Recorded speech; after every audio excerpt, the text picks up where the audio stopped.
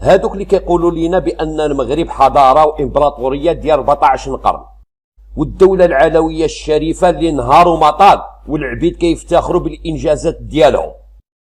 كنرجعوا شويه للتاريخ كنلقاو انجازات ديال المجاعه والاوبئه، والناس من كثره المعاناه ولاو كيبيعوا ولادهم للبرتغاليين.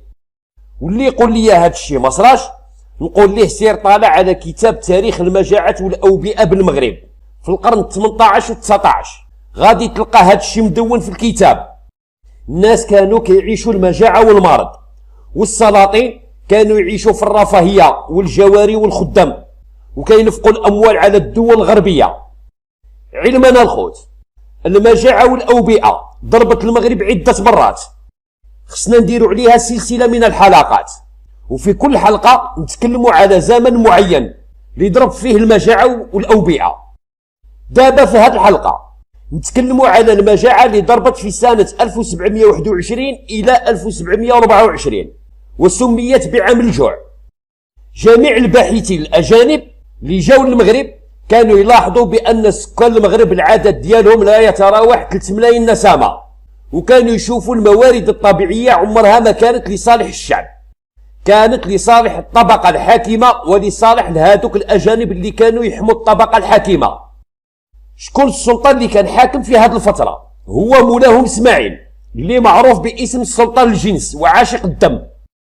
حكم البلاد لمده 55 سنه وطبق على الشعب جميع انواع الديكتاتوريه، وتفرعن عليهم بالجيش ديالو اللي صنعوا من العبيد اللي هما عبيد البخاري. نهب اموال الشعب كلها واستولى على المحاصيل الزراعيه ديالهم، كان ياخذها ويشري بها الدمم عند البريطانيين والبرتغاليين والاسبانيين وفرنسا.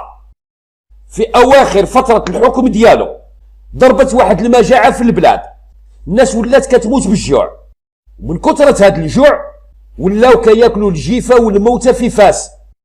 مرت عليهم 4 سنوات جد قاسيه، ومولاهم اسماعيل ما دار لهم حتى شي حاجه، بقى غير مع الجواري ديالو عاطي هذا الزينه ويحط في الولاد، حتى وصل ما بقاش يعرف ولادو من كثره العدد ديالهم اللي وصلوا 1000 ولد وكلهم غير شرعيين. الشعب كان يموت بسبب المجاعه، وهو عايش بهذيك المحاصيل الزراعيه اللي كان ينهبها ويجمعها في بيت الخزين اللي عنده. واما القضيه ديال اللي كانوا يبيعوا ولادهم للبرتغاليين، هذه صرات في المدينه الجديده، كانت مستعمره من طرف البرتغال.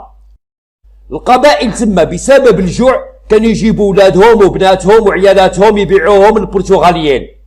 وهذه ماشي اول مره اللي صرات هذه القضيه، صرات من قبل في سنه 1521 كانت نفس القضيه في اسفي واسيله وازمور. جاو السبنيول البرتغاليين شراو من عند المغاربه، باعوا ليهم ولادهم وعيالاتهم مقابل شويه قمح وشعير، داوهم رجعوهم عبيد عندهم.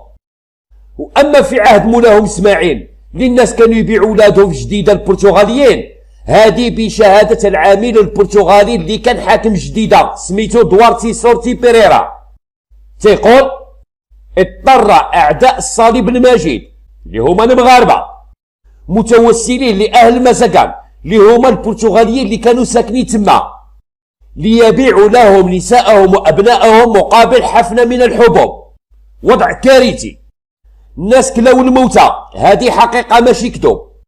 والمشكله الخوت هاد الشعب والنظام ديالهم ما خداوش العبره من هاد الكارثه. دازت هاد الفتره ديال المجاعه وداروا في رسالهم بانها صافي ظاهره طبيعيه ومرت مرور الكرام، ورجعت حليمه لعادتها القديمه.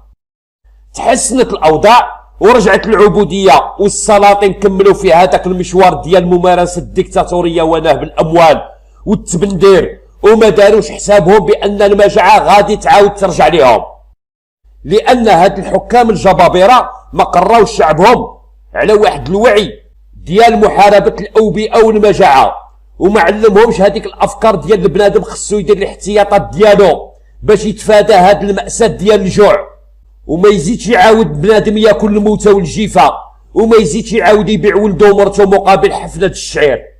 هاد الشيء ما داروش ليه حساب.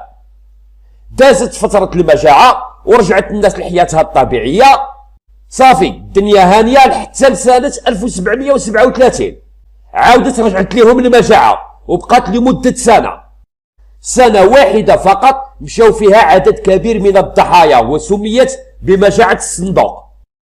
بعد وفاه مولاهم اسماعيل صرا واحد الصراع على الحكم بين ولادو السبعه اللي هما مولاهم احمد وعبد الملك وعبد الله وعلي والمصطادي ومحمد والزين العابدين.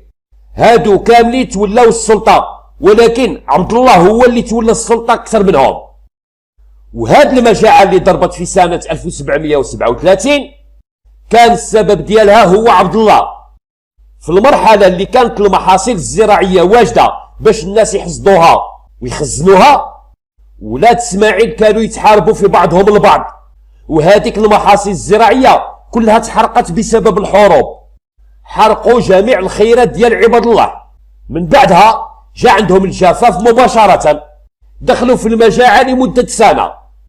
في هاد السنه الخوت الناس وصلوا كيطيحوا ويموتوا في الشوارع بسبب الجوع، والناس اللي باقيين حيين في فاس بداو كيمشيو لتطوان باش يطلبوا الاغاثه من الاوروبيين يبيعوا لهم القمح والشعير، ولكن كانوا يتلقاو مشاكل كبيره. الناس اللي كانوا مسيطرين على احتكار القمح والشعير هما الناس المقربين من العائله الحاكمه، سيطروا على جميع القوافل وبقاو كيبيعوا القمح للناس باسعار جد مرتفعه، وجمعوا اموال طائله على ظهر الشعب.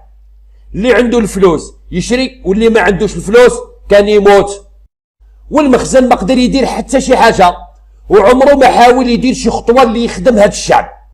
لهذا ديما كنطرحوا واحد السؤال على هاد العياشه ونقولوا لهم اش دار لكم هاد النظام اللي كتعبدوه؟ التاريخ ديالو كله كنشوفوهم عطاو للشعب غير الجوع والفقر والمجاعه. الناس وصل بهم الحال ما ولاوش يقدروا يدفنوا الموتى ديالهم، كانوا يلوحوهم في الزناقي والمزابل. علاش؟ لانهم هما براسهم من الجوع ما قادرينش يمشوا يتحركوا باش يدفنوا الموتى ديالهم، وخاصه في فاس. حتى الخبز باش كانوا يعجنوه ويديوه للفران خاصهم يخرجوه يديروه في الصندوق ويغلقوا عليه ويوصلوه للدار بالعبيد يحرسوا عليه بالسلاح. هذا علاش طلقوا هذه الفتره ديال المجاعه بمجاعه الصندوق.